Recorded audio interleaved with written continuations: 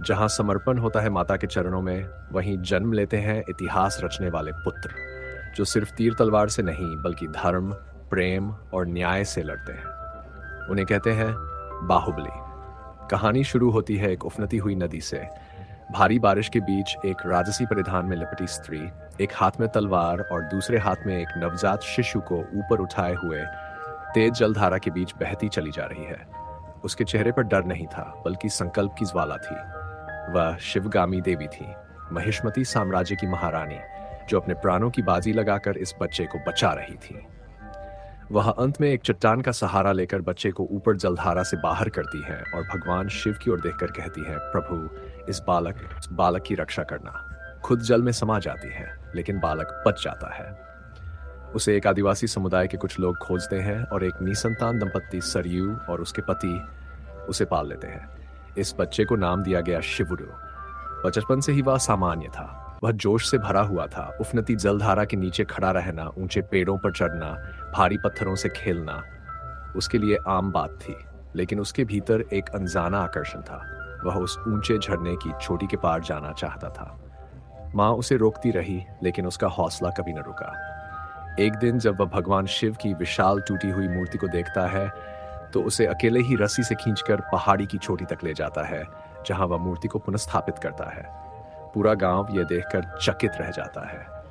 एक दिन जब वह झरने की चोटी पर पहुंचता है, तो उसे वहां एक रहस्यमयी चिन्ह मिलता है।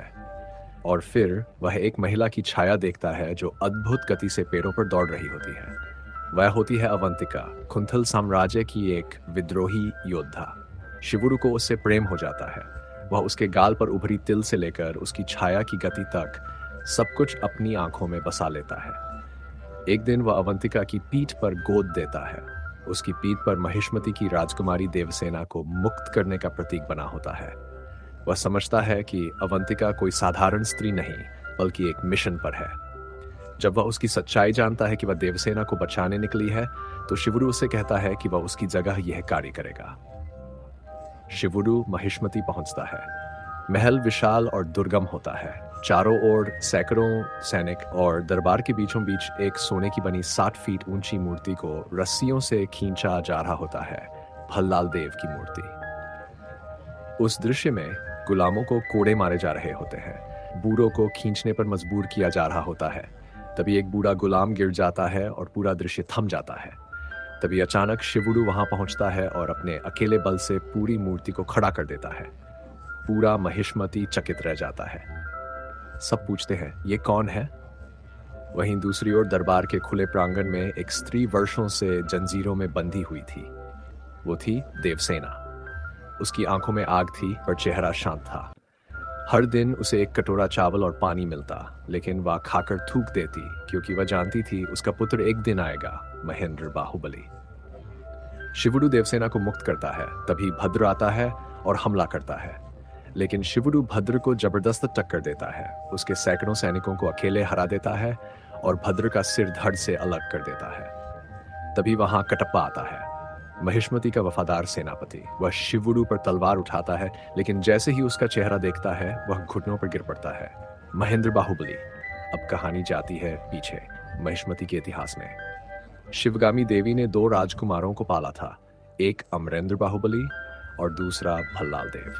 दोनों को बराबरी से शिक्षा, अस्त्र शस्त्र और नीति की शिक्षा दी गई। जब राज्य पर कालकेयों का हमला हुआ, तब शिवगामी ने ऐलान किया कि जो युद्ध में श्रेष्ठ होगा, वही राज्य का उत्तराधिकारी बनेगा। भल्लाल देव बलशाली था, लेकिन क्रूर, जबकि अमरेंद्र बाहुबली बुद्धिमान, भावुक और न्यायप्रिय था। युद्ध भूमि में बाहुबली अपने पराक्रम, रणनीति और करुणा से सबका हृदय जीत लेता है और अंततः कालकेयों के सरदार को पकड़कर युद्ध समाप्त करता है। शिवगामी सभी के समक्ष घोषणा करती है, महिष्मती का नया राजा होगा, अमरेंद्र बाहुबली। राज्य के राजा बनने के बाद बाहुबली राज्य यात्रा पर निकलते हैं। अब कहानी आती है उस रहस्य की ओर जिसे हर कोई जानना चाहता है। शिवुरु कटप्पा से पूछता है, मेरे पिता को किसने मारा? और कटप्पा रोते हुए कहता है, मैंने मारा बाहुबली को। यह सुनते ही सब कुछ थम जाता है। कटप्पा की आंखों में पछतावा, अपराधबोध और प्रेम सब एक साथ बहने लगते हैं। यहीं पर बाहुबली द बिगिनिंग की कहानी समाप्त होती है और एक रहस्य अधूरा रह जाता है, कटप्पा ने बाहुबली को क्यों मारा। अगर आपको ये कहानी पसंद आई हो तो लाइक करें, सब्सक्राइब करें और अगली कहानी के लिए जुड़े रहें। अगली बार लाएंगे बाहुबली 2 कंक्लूजन और भी अधिक रोमांच, भावना और न्याय की लड़ाई।